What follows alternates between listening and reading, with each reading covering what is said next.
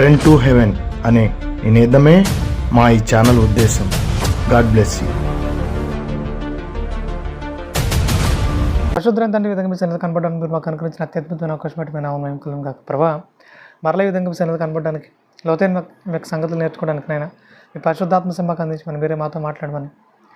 ఇప్పుడు చాలా వివాదంగా నడుస్తున్న ఈ యొక్క టాపిక్ ఏదైతుందో నైనా వాటి విషయమై ఒక్కొక్కటి మాట్లాడినైనా వివరించాలని ఆశపడుతుంటేనైనా మీ పరిశుద్ధాత్మ మాకు అందించమని మీరు మీ పిల్లలకు మంచి వివరణ అనుగ్రహించమని వేడుకుంటూ ప్రార్థపడుతుంది. మీ సహాయాన్ని అర్థిస్తూ త్వరలో రానైనా మా ప్రభువు రక్షకుడునైనా క్రీస్తు శాశ్వతమైన పవిత్రమైన నామములో ఈ ప్రార్థన మనం వేడుకుని పరలోకపు తండ్రి ఆమె. వందనాలండి.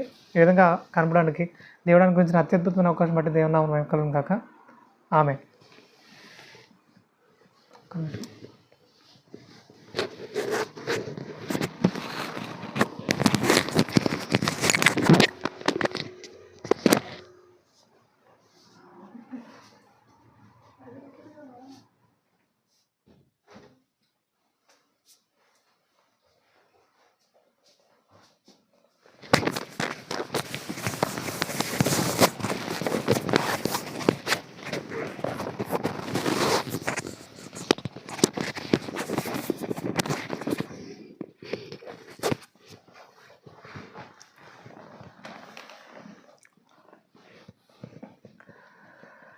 ఓకే. ఈ విధంగా కనబడడానికి దేవుడు అనిపించిన అద్భుతమైన అవకాశం అంటే దేవునామం మహిమ కలుగును గాక. ఆమె. అయితే ఇప్పటికే మీరు చాలా విషయాలు విన్నారని నేను భావిస్తూ ఉన్నాను. తండ్రి అయిన దేవుని గురించి, కుమారుడైన యేసుక్రీస్తు వారి గురించి, అలాగే పరిశుద్ధాత్మని గురించి చాలా అద్భుతమైన సంగతులు దేవుడు మనకు నేర్పిస్తూ ఉన్నారు. అయితే ఈరోజున చాలామందికి ఈ విషయాల్లో క్లారిటీ లేక రకరకాల బోధలు వింటూ ఎటో కొట్టుకుని పోబడుతున్న పరిస్థితి. మరి దేవుని పిల్లలుగా దేవుని యొక్క ఆలోచన విధానాన్ని అర్థం చేసుకోలేకపోతే, దేవుని యొక్క చిత్తాన్ని అర్థం చేసుకోలేకపోతే దేవుడు చాలా బాధపడతాడని, ముఖ్యంగా ఆయన విషయంలో క్లారిటీ మనకు లేకపోతే, ఆయన విషయంలో మనకు క్లారిటీ లేకపోతే ఇంకా దేవుడు బాధపడే విషయమే తప్ప ఇది దేవుడు సంతోషించే విషయం అయితే కాదు. సరే, ఇప్పుడు యెషయా గ్రంథం 9వ అధ్యాయము 6వ వచనంలో రాయబడిన మాట కుమారుడి గురించి రాయబడిందా, తండ్రి గురించి రాయబడిందా అనే దాని గురించి మనం చాలా వివరంగా ఒక్కొక్కటిగా ఆలోచించుకుంటూ రావడం జరిగింది. మొదటగా ఆశ్చర్యకరుడని, రెండోదిగా ఆలోచనకర్త అని, ఇక మూడవది నిన్న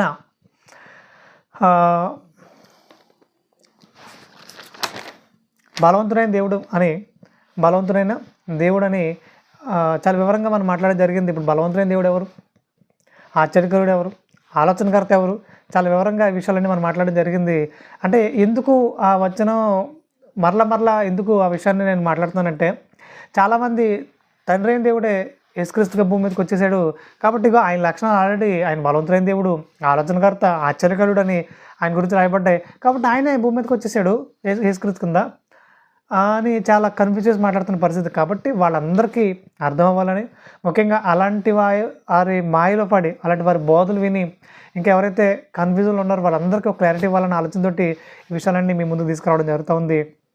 ఏమాత్రం కూడా స్కిప్ చేయకుండా, ఏమాత్రం కూడా అశ్రద్ధ చేయకుండా దేవునికి వాక్యాన్ని శ్రద్ధ కలిగి వింటారని, శ్రద్ధ కలిగి ఆలోచన విధానాన్ని కొనసాగిస్తారని మనస్ఫూర్తిగా కోరుకుంటున్నాను. ఈరోజు యెషయా గ్రంథం 9వ అధ్యాయం 6వ వచనంలో రాయబడిన మాటగా నిత్యుడకు తండ్రి అంటే 4వ ఆయన లక్షణం గురించి మాట్లాడుతూ నిత్యుడకు తండ్రి అని అక్కడ రాయబడింది.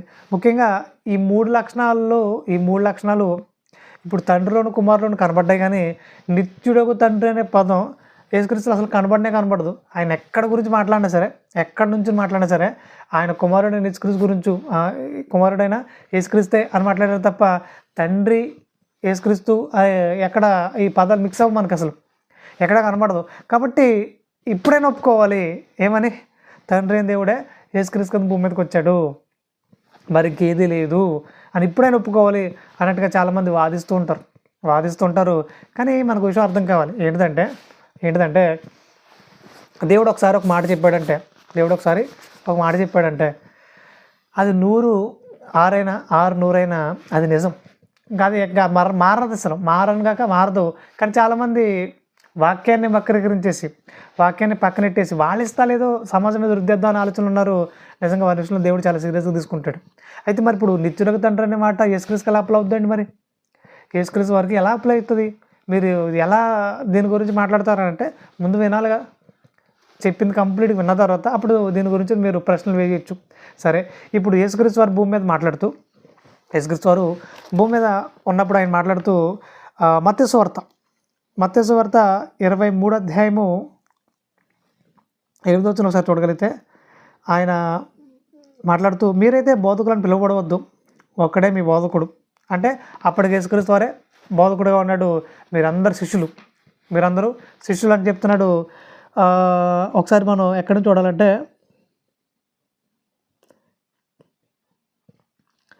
23వ అధ్యాయము 1వ వచనం నుంచి ఒకసారి చూడగలిగితే, అప్పుడు యేసు జనసమూహములతోనూ శిష్యులతోనూ ఇట్లా నేను అని స్టార్ట్ చేసి వాళ్ళకి అక్కడ ఉన్న కూర్చున్న జనంగా అందరికీ చెప్తున్నాడు. ఏమనంటే, మీరు బోధకులను పిలువబడవద్దు అంటున్నాడు. ఒక్కడే మీ బోధకుడు, నేనే మీ బోధకుడిని, ఇంకెవరు మీకు బోధకులు కారు అంటున్నాడు. మరి ఇప్పుడు ఈ రోజున చాలామంది బోధకులుగా పిలువబడుతున్నారు. మరి యాకోబు రాసిన పత్రిక 3వ అధ్యాయం 1వ వచనంలో బోధకులమైన మనము అని అంటున్నాడు. అంటే అప్పటికి శిష్యులు బోధకులుగా లేరు, వాళ్ళు శిష్యులుగా ఉన్నారు, నేర్చుకునే దశలో ఉన్నారు. కాబట్టి మీరు ఇంకా నేర్చుకునే దశలో ఉండి బోధకులను పిలువబడవద్దు అంటున్నాడు. బోధకులుగా పిలువబడవద్దు అంటున్నాడు. అంటే ఇప్పుడు నేర్చుకునే ప్రతి ఒక్కళ్ళు బోధకులా కాదు, ట్రైనర్స్, శిష్యులు. వారు ఇంకా శిష్యులుగానే ఉన్నారు. బాగా నేర్చుకున్న తర్వాత వాళ్ళు బోధకులు అవుతారు. అలాగే టీచర్స్ అంటారు, స్టూడెంట్స్ని టీచర్స్ అంటామా? అంటే చదువు నేర్చుకుంటున్న వారిని మనం టీచర్స్ అను, నేర్చుకుని దాంట్లో పరిపూర్ణ సాధించిన వారిని మనం టీచర్ అంటాం, లేదా బోధకుడు అంటాం. అలాగే ఈ వాక్యాన్ని ఎవరైతే బలంగా నేర్చుకుని వాటిలో ఒక లోతైన సంగతులన్నిటి నేర్చుకుని పరిపూర్ణతలకు వెళ్తారో వారిని బోధకులు అంటుంది బైబిల్. అలా లేరా మీరు బోధకులను పిలవడానికి అర్హులు కారు. ఈ రోజున ఏంటిదంటే బైబిల్ చేతపట్టుకుని 4 ఇళ్ళు తిరిగితే ఏదైనా బోధకుడు, ఇతనే పాస్టర్ అనే కాడ మాట్లాడుతున్నారు. అలా బైబిల్ చేతపట్టుకుని ప్రతి ఒక్కరు బోధకులు కాలేరు. బోధకులు అయితే కాలేరు. మరి ఎవరవుతారు అంటే బైబిల్ చెప్తుంది అలాంటి వారిని దురాత్మ సంబోధనని. అంటే బైబిల్ పట్టుకుని తిరిగేస్తే బోధకులు కారు. దానిలో లోతైన జ్ఞానం నేర్చుకోవాలి. ఫస్ట్ ఆఫ్ ఆల్ నేర్చుకుని బాగా అవకాశం బట్టి ఎవడు ఏ ప్రశ్న అడిగినా సరే వాడికి వివేకంతో సమాధానం చెప్పేలా ఉండాలి. వాడిని వాక్యంతో నోరు మూయించేలా ఉండాలి. అంతే తప్ప ఏదో ప్రశ్న అడగగానే అరే ఇది అనేలా ఉంటే ఎవరు అవమానపరచబడతారు? దేవుడు కాదా? కాబట్టి దేవుడు అవమానపరచబడేలాగా మనం ఉండకూడదు. ముఖ్యంగా మనం బోధకుమని చెప్పుకోకూడదు. ఈరోజు చాలామంది బోధకులుగా చెప్పుకుంటున్నారు. వాళ్ళు మాట్లాడే విధానం కానీ వాళ్ళు నడిచే విధానం కానీ కంప్లీట్గా సాతాను సంబంధంగా ఉంటుంది. ముఖ్యంగా అన్ని జనాలు చాలామంది ఇలాంటి వాళ్ళని ట్రోల్ చేస్తూ ఉంది, అపహాసం చేస్తూ ఉంది. ఎందుకు అపహాసం చేస్తుంది అంటే వీళ్ళు మాట్లాడే మాటలు లేవు, జ్ఞానయుక్తంగా మాట్లాడే వాడిని ఎవడు ట్రోల్ చేయలేడు. ఎవరైతే అజ్ఞానంగా మాట్లాడతారో, ఇదిగో నేను ప్రార్థన చేయగానే ఇగో స్వస్థత వచ్చేసింది, ప్రార్థన చేయగానే ఏదో జరిగిపోయింది, ఏదో వచ్చేసింది అన్నప్పుడు ఎవరో గ్యాస్ నిండిపోయింది, నాకు రీఛార్జ్ వచ్చేసింది, ఇలాంటి మాటలు మాట్లాడినప్పుడు బాగా ట్రోల్ చేస్తారు, బాగా అపహాసం చేస్తారు. మరి ఎందుకు అపహాసం చేస్తున్నారంటే చేస్తారు. మనం మాట్లాడే అజ్ఞానం మాటలు బట్టి ఎవడైనా చేస్తాడు అపహాసం. మరి ఇలాంటి వాళ్ళందరూ బోధకులు అయిపోయారు. బోధకుడు అని అంటే ఎవరు అంటే ఆ వాక్యం విషయంలో కంప్లీట్గా పరిపూర్ణం సాధించిన వాళ్ళే బోధకులుగా పిలువబడతారు. అప్పటికి శిష్యులు బోధకులుగా లేరు కనుక మీ బోధకుడు నేనే, మీరెవరు బోధకులుగా పిలువబడవద్దు.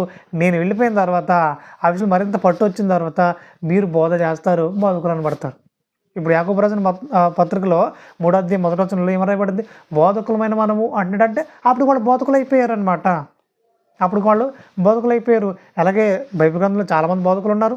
వాళ్ళు బోధిస్తూనే వచ్చారు, శ్రేష్టమైన వాక్యాన్ని బోధిస్తూనే వచ్చారు, లోతైన సంగతులు నేర్పిస్తూనే వచ్చారు. వాళ్ళు బోధకులకు పిలువబడుతున్నారు. అప్పటికి మరి పిలువబడవద్దని ఏంటంటే కదా, అంటే ఆ సందర్భంలో రాయబడిన మాటను ఆ సందర్భంలో రాయబడినట్టుగా తీసుకోకుండా ఎప్పటికీ మీరు బోధకులు అనబడకూడదని తీసుకుంటే అలా కుదురుద్ది. సో అదే సందర్భం దృష్టిలో పెట్టుకుని తర్వాత మరో మాట మాట్లాడుతున్నాడు ఆయన, అదొకసారి చూద్దాం. మీరందరూ సహోదరులు మరియు భూమి మీద ఎవరికైనా తండ్రి అని పేరు పెట్టవద్దు. ఏంటంట? భూమి మీద ఎవరికైనా తండ్రి అని పేరు పెట్టవద్దు, ఒక్కడే మీ తండ్రి, ఆయన పరలోకమందు ఉన్నాడు అంటున్నాడు. అంటే భూమి మీద మీరు ఎవరికి కూడా తండ్రిని పేరెట్టొద్దు. పరలోకమందు ఉన్నాడు మీ తండ్రి, ఆయన మీ తండ్రి, ఇంకెవరు మీరు తండ్రిని పిలవద్దు, పేరెట్టొద్దు అని చెప్తున్నాడు.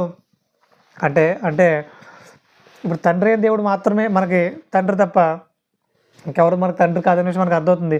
ఇంక్లూడ్ యేసుక్రీస్తు వారు కూడా మనకు తండ్రి కాదు అనే విషయం మనకు అర్థమవుతుంది. మనందరం సహోదరులు అంటున్నాడు, మనందరం సహోదరులు అంటున్నాడు. ఇప్పుడు సహోదరులాగే మనందరం ఉండాలి, అంతేగాని మనం తండ్రిగా పిలువబడడానికి అర్హులు కాదు అని అక్కడ చాలా క్లియర్గా అర్థమవుతుంది. కానీ ఇక నడిచే కొద్దీ ఆ క్రమంలో చాలా విషయాలు బయటకు వచ్చినాయి. ముఖ్యంగా పౌలు గారు మాట్లాడుతూ ఒక సందర్భంలో పౌలు గారు మాట్లాడుతూ నేను మిమ్మల్ని కంటిని అంటున్నాడు, నేను మిమ్మల్ని కంటిని అంటున్నాడు. అంటే మరి ఈయన ఎవరు? కన్నాడు అంటే ఈయన ఎవరు? తండ్రి. తండ్రులు అనేకులు లేరు అంటున్నాడు.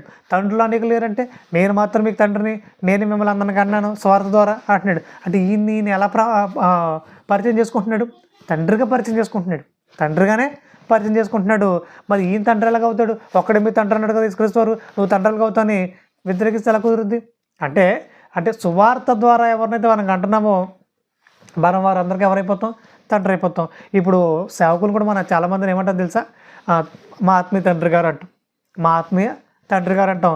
ఇప్పుడు ఆత్మీయ తండ్రి ఎలాగయ్యాడు?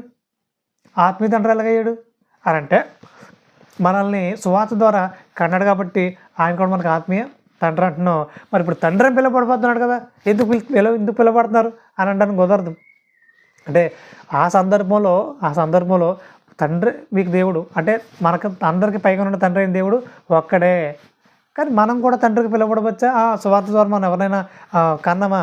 స్వార్థ ద్వారా ఎవరికైతే బాప్తిస్మం ఇచ్చామో వాళ్ళందరికీ మనం తండ్రిగానే పిలవబడుతున్నాం.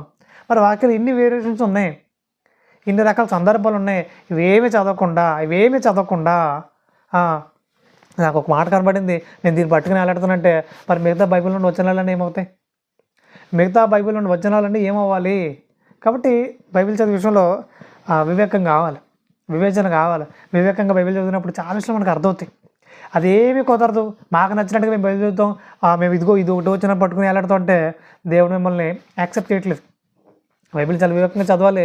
ఏ సందర్భంలో ఎలా ఉంది, మనం ఈ విషయాన్ని ఎలా అర్థం చేసుకోవాలి, వీటన్నిటిని చాలా చాలా విశదంగా మనం ఆలోచించి ప్రయత్నం చేద్దాం ఈరోజు.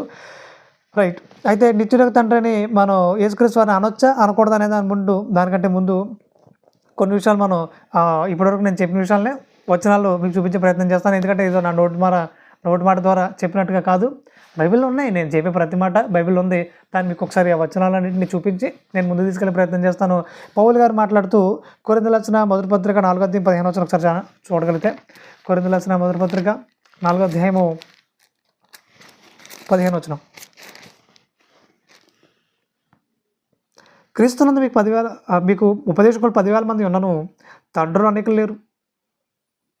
క్రీస్తు యేసునందు సువార్త ద్వారా నేను మిమ్మల్ని కంటిని కనుక మీరు నన్ను పోలు నడుచుకుని వారే ఉండవాలని మిమ్మల్ని బతిమాలుకుంటున్నాను అంటున్నాడు. క్రీస్తునందు మీకు ఉపదేశకులు 10,000 మంది ఉన్నను అంటున్నాడు. అంటే తండ్రులు అనేకులు లేరట, నేను మాత్రమే మీకు తండ్రి అంటున్నాడు. పౌలు గారు చెప్పిన మాట ఇది. ఇక రెండవదిగా నేను తండ్రి కాదని పౌలు గారు కూడా చాలా చాలా క్లియర్గా, అంటే పరలోకమందున తండ్రిని అయితే నేను కాదని ఆయన కూడా ఒప్పుకుంటాడు. నేను పరలోకమందు తండ్రిని కాదు, కానీ నేను మిమ్మల్ని కానీ స్వార్థాన్ని బట్టి నేను కూడా మీకు తండ్రి లాంటి వాడినే, ఇదే విషయాన్ని ఆయన మాట్లాడుతున్నాడు. ఇక తర్వాత తిమోతి రాసిన మొదటి పత్రిక 2వ అధ్యాయము మొదటి అధ్యాయంలో తిమోతి రాసిన మొదటి పత్రిక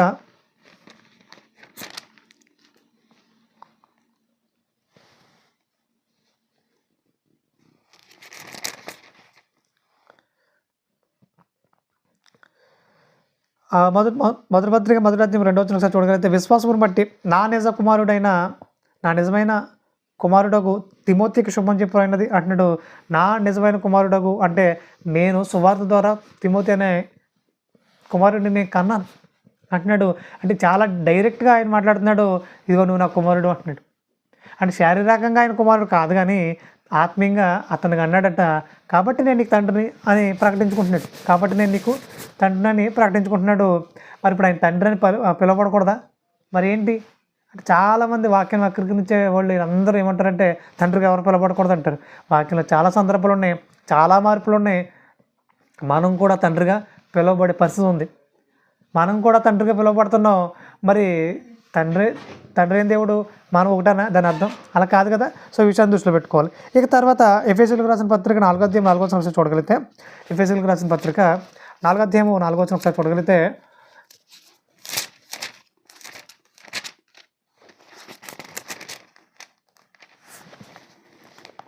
శరీరం ఒక్కటే, ఆత్మయు ఒక్కడే. ఆ ప్రకారమే మీ పిలుపు విషయమే ఒక్కటే నిరీక్షణ ఎందుటకు పిలువబడుతుంది.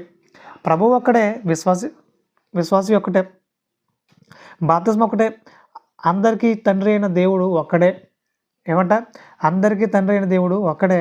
ఆయన అందరికీ పైగా ఉన్నవాడే, అందరిలోనూ వ్యాపించి అందరిలో ఉన్నాడు అంటున్నాడు. కాబట్టి అందరికీ తండ్రి అయిన దేవుడు ఒక్కడేనట. మరి ఈ రోజున ఆత్మీయ తండ్రులుగా పిలువబడుతున్నారు తండ్రి కారా అంటే, మనం కూడా తండ్రిగా పిలువబడాలంటున్నాడు. అనేక మందిని సువార్తలకు నడిపించి, అనేక మందిని సత్యంలో నడిపించి మనం కూడా తండ్రిగా పిలువబడాలంటున్నాడు. మనం కూడా తండ్రికి పిలువబడాలంటున్నాడు. ఆయన మాత్రమే ఆ పోస్ట్ని లేదంటే ఆ ఆధిక్యతను తీసుకోవాలనుకోవట్లేదు, మనల్ని కూడా ఆయనలా చూసుకోవాలనుకుంటున్నాడు. ఫస్ట్ నుంచి నేను ఇదే విషయం చెప్తున్నా. బలవంతులైన దేవుడు అంటున్నాడా, మనల్ని కూడా బలవంతులుగా ఉండాలని కోరుకుంటున్నాడు. ఆలోచనకర్తగా ఆయన గురించి మాట్లాడుతున్నాడా, మనల్ని కూడా ఆలోచనకర్తగా చూడాలనుకుంటున్నాడు. ఆశ్చర్యకరుడు అనే వారి గురించి మాట్లాడాడా, మనల్ని కూడా ఆశ్చర్యకార్యం జరిగించే కుమార్తెలుగా మనం చూడాలనుకుంటున్నాడు. అంటే ఆయనలా మనల్ని చూసుకోవాలనుకుంటున్నాడు. మరి ఈ విషయాన్ని ఎందుకు మిస్ అవుతున్నారు? కాబట్టి అపోస్తల కార్యాలు 17:26 చూడగలిగితే, ఒకరి నుండి ప్రతి జాతి మనుషులను సృష్టించాడని అక్కడ రాయబడుతుంది. అంటే వీళ్ళందరికీ తండ్రి ఎవరు? ఆదాము. ఇప్పుడు ఆదాముకు తండ్రి ఎవరు? లోకసువార్త 3:38 ప్రకారంగా ఆదాముకు తండ్రి దేవుడు. మనందరికి తండ్రి ఎవరు? దేవుడు. ఇప్పుడు ఈ విషయాన్ని మిస్ అయిపోయారు. ఇప్పుడు మా నాన్న నాకు తండ్రి కదా, మరి తండ్రిని పిలవకూడదా అని చాలామంది వాదించడం మొదలుపెట్టారు. అంటే అంత అజ్ఞానంతో నింపబడ్డారంటే, కనీసం బైబిల్లో లోతైన జ్ఞానంతో ఆలోచించడం అనేసి భౌతికంగా అంటే పైన ఆలోచించేసి మనం ఇక్కడి నుంచి ఎలా ఉండాలి, ఇక్కడి నుంచి ఎలా ఆలోచించాలి అని మొదలెట్టారు.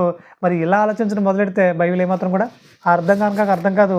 ఇంకా చిక్కులోకి వెళ్ళిపోతారు, ఇంకా వ్యర్థమైన ఆలోచనలకు వెళ్ళిపోతారు, మరింత భ్రష్టు పట్టిపోతారు. ఇక మీకు ఇంకో మరొక అద్భుతమైన విషయం చూపించాలనుకుంటున్నాను. ఏంటంటే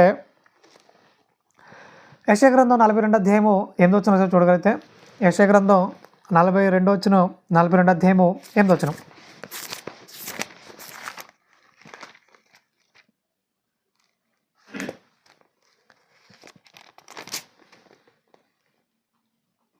యెహోవాను నేనే, ఇదే నా నామము, మరి ఎవరికి నేను ఆ మహిమను నేను ఇచ్చివాడను కాను, నాకు రావాల్సిన స్తోత్రమును విగ్రహములకు చెందనీయను అని అంటున్నాడు.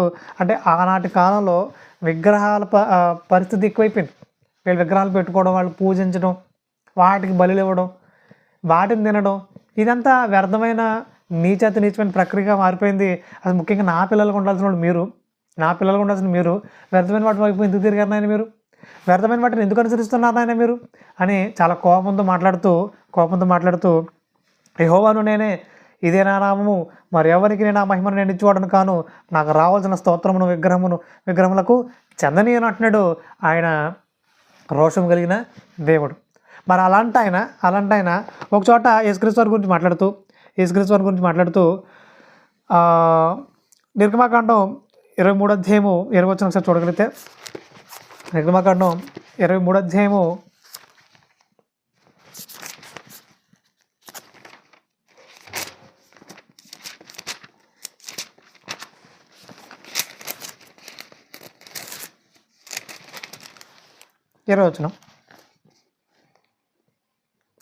ఇదిగో త్రోవలో నిన్ను కాపాడి నేను సిద్ధపరిచిన చోటుకు నేను రప్పించుటకు ఒక దూతను నీకు ముందుగా పంపుచున్నాను. ఆయన సన్నిధిని జాగ్రత్తగా నుండి ఆయన మాట విలువలను, ఆయనకు కోపం రేపవద్దు, మీ అతిక్రమములను ఆయన పరిహరింపడు. నా నామం ఆయనకు ఉన్నది, అయితే నీవు ఆయన మాట జాగ్రత్తగా విని నేను చెప్పినది యావత్తు చేసినట్లా నేను నీ శత్రువులకు శత్రువును, నీ విరోధులకు విరోధునై ఉందును అంటున్నాడు. ఇప్పుడు దూత గురించి మాట్లాడుతూ ఆయన అనే ప్రస్తావన చేస్తున్నాడు. ఇప్పుడు ఆ దూత ఎవరంటే, ముఖ్యంగా యేసుక్రీస్తు వారు చాలా సందర్భాల్లో చాలామంది నియమించుకుంటూ వచ్చాడైనా, ముఖ్యంగా ఆ సందర్భాల్లో నియమించిన వారిని కూడా ఆయన ఏమంటాడు తెలుసా? దేవుడు అని మాట్లాడతాడు. ఇప్పుడు మోషే గురించి మాట్లాడుతూ అహరోనుతో ఏమంటాడంటే, నువ్వు అహరోనుకి దేవుడిగా ఉంటానైనా అంటాడు. ఇక నిర్గమాకాండం 7:1 అంటాడు, నువ్వు ఫరోకు దేవుడు అంటాడు. మరి ఈయన దేవుడు కాదా? మరి వాళ్ళకి దేవుడు ఏంటి? మోషే ఫరోక్ దేవుడు ఏంటి? అహరోను దేవుడు ఏంటి? అంటే ఆయన రకరకాల సందర్భాల్లో రకరకాల విషయాల్ని అర్థం చేయించడం కోసం అలా మాట్లాడుతూ వచ్చాడు ఆయన. ఇప్పుడు మోషే దేవుడా? దాని అర్థం ఆయనే నియమిస్తున్నాడు దేవుడని. ఇప్పుడు కాదంటానే ఎవరు కాదంటారు చెప్పండి? కాబట్టి ఇప్పుడు ఈ ఒక సందర్భంలో ఒక మాట రాయబడింది అంటే, మరో సందర్భం దానికి సంబంధించిన మాట ఏమైనా ఉందా? వెతకాలి, వెతికి దాని గురించి పరిశీలన చేసే ప్రయత్నం చేయాలి. అంతే తప్ప నేను పట్టుకుని కుందేలు మూడే కాళ్ళు అన్నట్టుకుంటే దేవుడు చాలా బాధపడతాడు. ముఖ్యంగా చాలా కోపపడతాడు. ఆయన కోపపడేలాగా మనం ఏమాత్రం కూడా ఉండకూడదు. ఇప్పుడు యేసుక్రీస్తు గురించి మాట్లాడుతూ నా నామము ఆయనకు పెట్టబడి ఉన్నది అంటాడు ఒక చోట. బైబిల్ గ్రంథంలో నా నామం ఆయన పెట్టబడి ఉంది అంటున్నాడు. ఇప్పుడు ఆయన నామం ఏంటి? అందరికీ పైగా ఉన్న తండ్రి అయిన దేవుడు అనే నామం ఆయనకు ఉంది. ఇప్పుడు ఆ నామం యేసుక్రీస్తు వారికి పెట్టాలనుకున్నాడట. యేసుక్రీస్తు వారికి పెట్టాలనుకున్నాడంట. ఇప్పుడు చాలామంది పెద్దవారు చాలా మంచిగా బ్రతికిన వారు ఉంటారు. అనేక మందికి మేలు చేసిన వారు ఉంటారు. ఇప్పుడు వాళ్ళు చివరి దశకు వచ్చి చనిపోతారు. అలా చనిపోతున్న టైంలో వాళ్ళ పిల్లలు ఒక పెద్ద కుమారుడు సేమ్ తండ్రిలాగే అందరికి మేలు చేస్తూ అందరికీ అన్ని రకాలుగా సదుపాయాలు చూస్తున్నాడంటే ఇప్పుడు ఇతని పేరు అయితే ఒరిజినల్గా ఏదైతే ఉందో అది మర్చిపోతారు. ఇప్పుడు ఆయన పేరు రామారావు గారు అయితే మా చిన్న రామారావు గారు అని మొదలెడతారు. అంటే ఆ పేరు ఇతనికి ఆపాదించి మాట్లాడతారు. ఇతని పేరు ఒరిజినల్గా వేరే ఉండొచ్చు, కానీ ఆ పేరుతో ఈయన కూడా పిలుస్తారు. ఎందుకలా పిలుస్తున్నారంటే ఆయన దగ్గర ఉన్న లక్షణాలన్నీ ఈయన దగ్గర కూడా ఉన్నాయి. ఆయన మేలుకరమైన వాడు, ఈయన కూడా మేలు చేస్తున్నాడు. ఆయన అందరికి సదుపాయాలు చేస్తాడు, ఈయన కూడా సదుపాయాలు చేస్తున్నాడు. కాబట్టి మా రామారావు గారు ఇంకా చనిపోలేదు, మీ ద్వారా ఇంకా బ్రతికి ఉన్నాడు అంటారు. అంటే మరి ఆ రామారావు గారు ఈ రామారావు గారు ఒకటేనా? కాదు. ఈయన వేరు, ఈయన కుమారుడు. కానీ ఆయనలాగా ఈయన ఎందుకు పిలుస్తున్నారు? ఆయనలాగా ఈయన ఎందుకు పోల్చి మాట్లాడుతున్నారంటే ఆయన దగ్గర ఉన్న లక్షణాలన్నీ ఈయన దగ్గర కూడా కనబడుతున్నాయి. ఇప్పుడు తండ్రిలో ఉన్న లక్షణాలన్నీ యేసుక్రీస్తు వారిలో కూడా కనబడుతున్నాయి. కాబట్టి తండ్రి తన నామం తన కుమారునికి ఇచ్చేసాడట. ఆ వచనం కూడా మనం చాలా క్లియర్ కట్గా చూడవచ్చు. ఇక తర్వాత యోహాను సువార్త 5:43 చూడగలిగితే, యోహాను సువార్త 5:43 ఒకసారి చూద్దాం.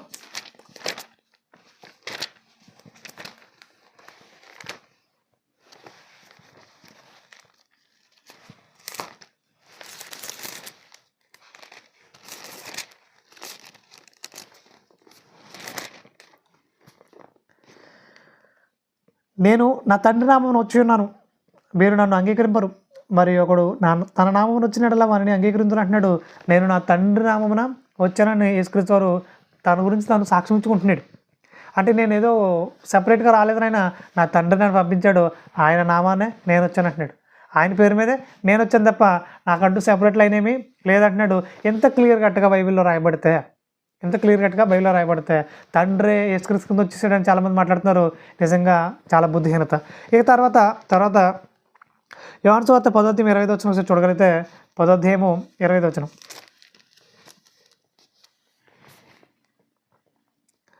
అందుకు యేసు మీతో చెప్పిదిరు కానీ మీరు నమ్మరు.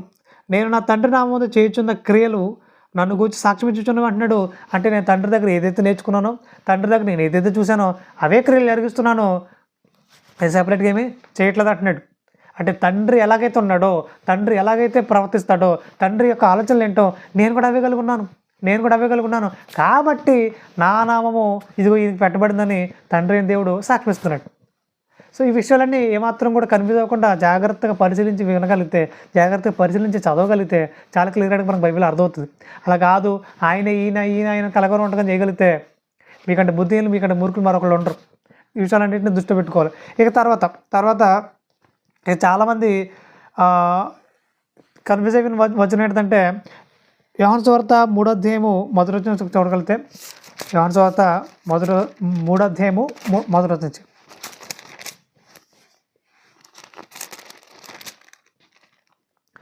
యూదుల అధికారి అయిన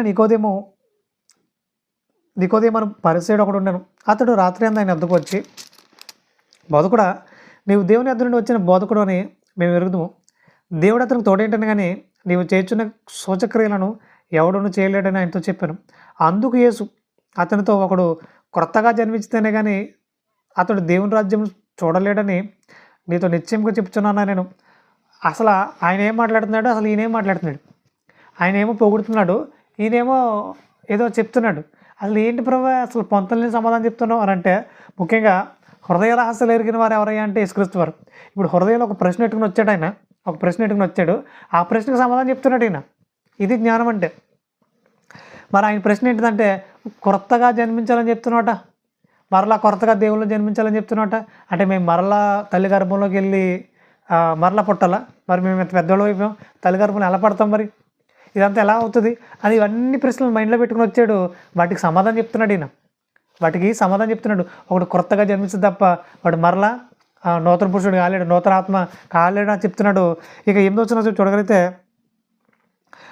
నూతన ఆత్మగా నూతన వ్యక్తిగా ఎవడైతే చేయబడతాడో వాడి లక్షణాలు ఎలా ఉంటాయంటే, గాలి తనకి ఇష్టమైన చోటును విసరను, నీవు దాని శబ్దం ఎందుకు కానీ అది ఎక్కడి నుండి వచ్చును ఎక్కడికి పోవునో నీకు తెలియదు.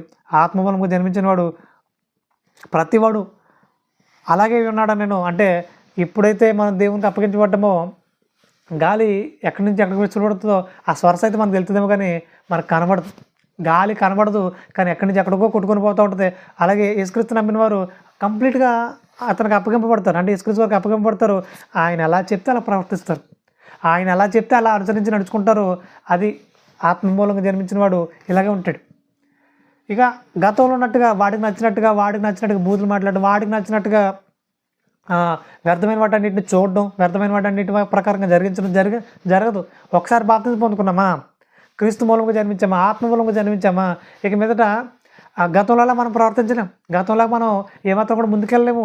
ఎందుకంటే ప్రభా నా పాపాలన్నింటినీ క్షమించగలదు ప్రభా, నా పాపాలన్నింటినీ క్షమించగలదు ప్రభా, ఇక మీదట మీకు నచ్చినట్టుగా నేను ఉంటాను, మీరు కోరుకున్నట్టుగా నేను ఉంటాను ప్రభా, మీకు వ్యతిరేకంగా నేను ఏ ఒక్క కార్యక్రమాన్ని చేయను అని ఒక బలమైన నిర్ణయమే బాప్తిస్మం. అలా నిర్ణయించుకున్న తర్వాత బాప్తిజంలో అడుగుపెడుతున్నాం. అలా అడుగుపెట్టిన తర్వాత గది మొదలుకొని చాలా నమ్మకంగా దేవుని కోసం ఉంటాం.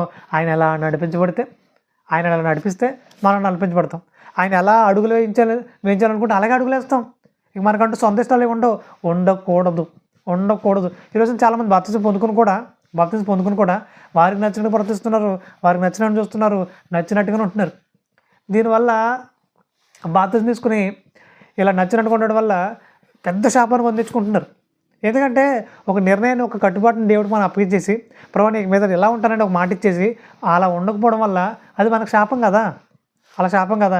మరి చాలామంది అంటారు మేము క్లియర్గా లేమండి, మేము కరెక్ట్గా లేము, అంత క్లియర్గా లేము ప్రస్తుతానికి, కాబట్టి ఇప్పుడు మేము బాప్తిజం తీసుకోము అంటారు. అసలు ముఖ్యంగా క్లియర్ అవ్వడానికి బాప్తిజం తీసుకోవాలి. ఇక్కడి నుంచి నమ్మకంగా అడుగులు వేయడానికి బాప్తిజం తీసుకోవాలి. మేము చాలా పరిస్థితులు మారిపోయి అప్పుడు బాప్తిజం తీసుకుంటారు చాలామంది. అంతకంటే బుద్ధిహీనత మరొకటి ఉండదు. మన అసలు అవన్నీ క్లియర్ అవ్వడానికే, పరిశుద్ధంగా మారడానికే, మరింత పరిపూర్ణ సంతరించుకోవడానికి బాప్తిజం తీసుకోవాలి. ఇక్కడి నుంచి నేను మీకోసం ఎలా ఉంటాను ప్రభు అని ఒక నిర్ణయం తెలియజేసి మన అడుగును ప్రారంభించాలి. అదే తప్ప మొత్తం క్లియర్ అయిపోయి వస్తానంటే, మొత్తం ఆరోగ్యం సంపాదించుకున్న తర్వాత డాక్టర్ దగ్గరికి వెళ్తానంటే ఎలా కుదురుద్ది? మనకు ఆరోగ్యం బాగున్నప్పుడే డాక్టర్ దగ్గరికి వెళ్ళాలి. ఆరోగ్యాన్ని కుదురుపరచడానికి డాక్టర్ కావాలి. అలాగే మనం రకరకాల చిక్కుల్లో ఉన్నాం, రకరకాల పాపల్లో ఉన్నాం, మన మాటలు బాగాలేదు, మన చేతలు బాగాలేదు, కాబట్టి ఇవన్నిటిని సరిదిద్దుకోవడానికి యేసుక్రీస్తు దగ్గర రావాలి. అవన్నింటినీ దేవుడు ఆయన ఆధ్వర్యంలో తీసుకెళ్ళి చక్కగా ప్రతిరోజు తన బోధన జరిగించి, ప్రతిరోజు ఆయన ఆలోచనలు వినిపించి మన హృదయంలో ఇవన్నింటిని నింపి పరిశుద్ధంగా మారుస్తాడు. ఆయన పరిశుద్ధంగా ఒక పరిపూర్ణతను తీసుకెళ్తాడు. ఇలా తీసుకెళ్ళాలంటే ముందు మనం ఆయనకి మనం అప్పగించుకోవాలి. అది కాకుండా మొత్తం సెట్ చేసుకుని వస్తానంటే మనకంటే బుద్ధిహీనులు మరొకరు ఉండరు. ఈ విషయాన్ని కూడా దృష్టి పెట్టుకోవాలి. ఇప్పుడు ఇక్కడ తండ్రి నామమున ఆయన క్రియలని జరిగిస్తున్నాడట. అంటే తండ్రి ఏదైతే చేయాలనుకుంటున్నాడో అవి యేసుక్రీస్తు వారు జరిగిస్తున్నాడని మనకు విషయం అర్థమవుతుంది. ఇక తర్వాత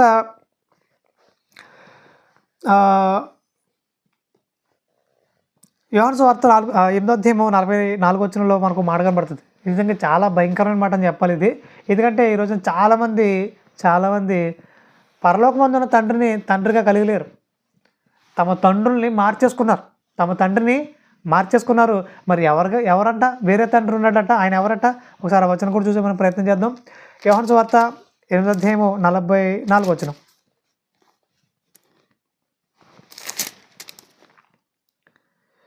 మీరు మీ తండ్రి యొక్క అపోహ సంబంధులు అంటున్నాడు. అంటే ఈరోజు చాలామంది అపవాదుని తండ్రిగా కలిగి ఉన్నారు. వాడు దురాశలు నెరవేర్చుకొచ్చున్నారట. ఏమంటున్నాడు తర్వాత? మీరు మీ తండ్రికి అపోహ సంబంధులు, మీ తండ్రి దురాశలు నెరవేర్చుకొచ్చున్నారు. ఆది నుండి వాడు నరహంతకుడేంటి, సత్యమందు నిలిచిన వాడు కాడు, వాని అందు సత్యమే లేదు. వాడు అబద్ధవాడినప్పుడు తన స్వభావం అనుసరించి మాట్లాడును. వాడు అబద్ధికుడును, అబద్ధమునకు జనకుడునే ఉన్నాడు. కాబట్టి మీరు మీ తండ్రికి అపోహ సంబంధులు అంటున్నాడు. ఈ రోజున చాలామంది అపవాదినే తండ్రిగా కలిగి ఉన్నారట. వాడి క్రియలే జరిగిస్తున్నారట, వాడికి నచ్చినట్టుగానే ప్రవర్తిస్తున్నారట. సో అపవాదిని తండ్రిగా కలిగి ఉండి వాడికి నచ్చినట్టుగా ప్రవర్తించడం వల్ల మనం పాతాళం వెళ్ళిపోవడం తప్పితే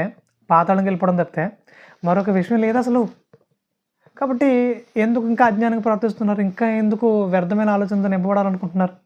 ఇకనైనా దేవుని వైపు తిరిగి ప్రభా ఎంతకాలం అపవాదునే తండ్రిగా కలిగి మేము బ్రతికాం ప్రభా, అలాగే ప్రవర్తించాం ప్రభా, మేము ఐఎమ్ రియలీ సారీ ప్రభా, మమ్మల్ని క్షమించండి. ఇక మీదట మిమ్మల్ని తండ్రిగా కలిపి బ్రతకాలనుకుంటున్నాం.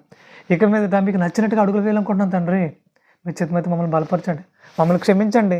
మీ చిత్తమైతే ప్రభా ఇక నుంచి మీ ఆలోచనతో నింపుకుంటాం.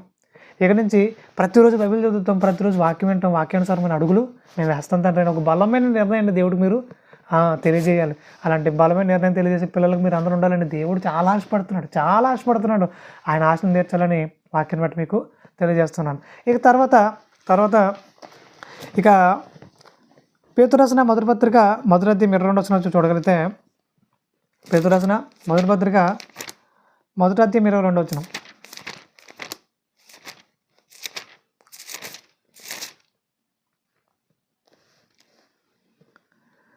మీరు క్షయభేషం నుండి కాక శాశ్వతమకు జీవం గల దేవుని వాక్యం మూలముగా అక్షయభేషం నుండి పుట్టింపబడిన వారు కనుక నిష్కపటమైన సహోదర ప్రేమ కలిగినట్లు మీరు సత్యమునకు విధేయుల ఒకటి చేత మీ మనసులను పవిత్రపరచుకునే వారై ఉండి ఒకరినొకడు హృదయపూర్వకముగాను మిక్కటముగాను ప్రేమించుటి అంటున్నాడు.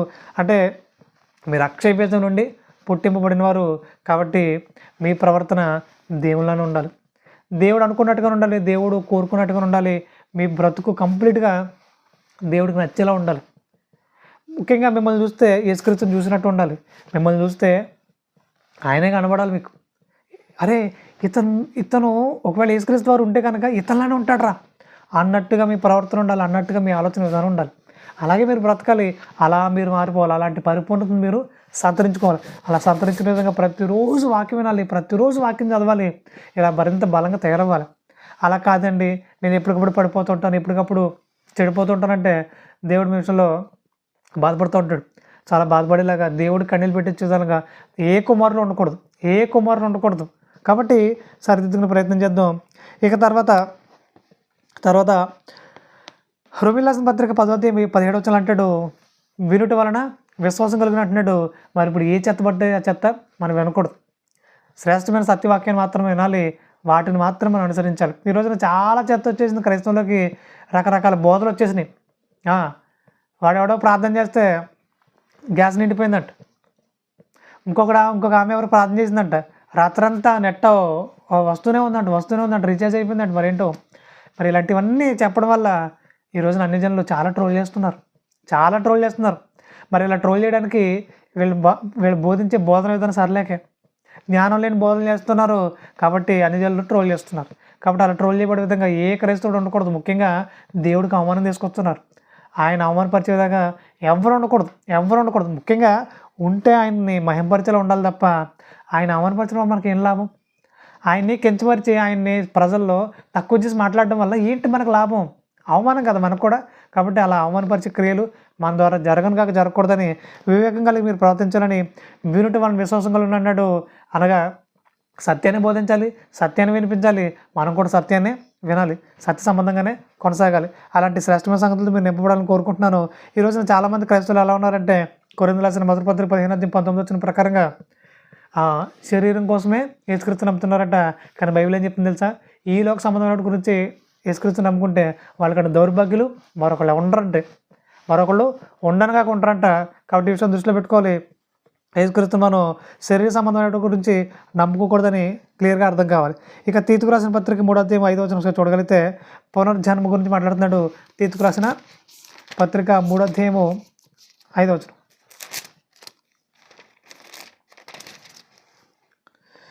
మనం నీతిని అనుసరించి చేసిన క్రియల మూలముగా కాక తన కనికరం చొప్పుననే పునర్జన్మ సంబంధమైన స్నానం ద్వారాను పరిశుద్ధాత్మ మనకు నూతన స్వభావం కలుగు చేయడం ద్వారాను మనలను రక్షించినట్టున్నాడు.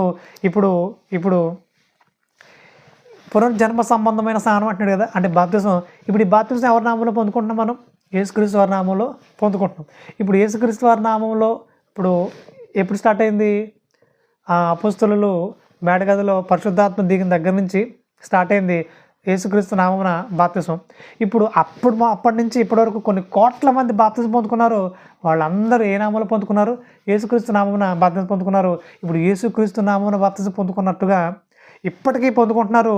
ఎప్పటికీ యేసుక్రీస్తు నామమునే పొందుకుంటారు. కాబట్టి ఇప్పుడు యేసుక్రీస్తు ఎలా పిలువబడవచ్చు? తండ్రిగా పిలువబడవచ్చు. ఇప్పుడు ఆయన నామంలో వీళ్ళందరూ బాప్తిస్మం పొందుకున్నారు, ఆయన నామంలో వీళ్ళందరూ జన్మిస్తున్నారు. కాబట్టి ఇప్పుడు యేసుక్రీస్తు నిత్యుడగు తండ్రి అని పిలవడానికి అర్హుడు. నిత్యుడగు తండ్రి అని పిలవడానికి అర్హుడయ్యాడు. యేసుక్రీస్తు నామమున భూమి ఉన్నంతకాలం బాప్తిస్మాలు జరుగుతూనే ఉంటాయి. అంటే క్రొత్తగా జన్మించడం జరుగుతూనే ఉంటుంది ప్రతి ఒక్కరూ.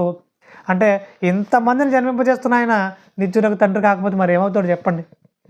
నిత్యుడగు తండ్రి కాకపోతే మరి ఏమవుతాడు? కాబట్టి వీటన్నిటిని దృష్టిలో పెట్టుకుని యేసుక్రీస్తుని మనం నిత్యుడగు తండ్రిని పిలవడానికి ఆయన అర్హుడని మరొకసారి జ్ఞాపకం చేస్తున్నాను.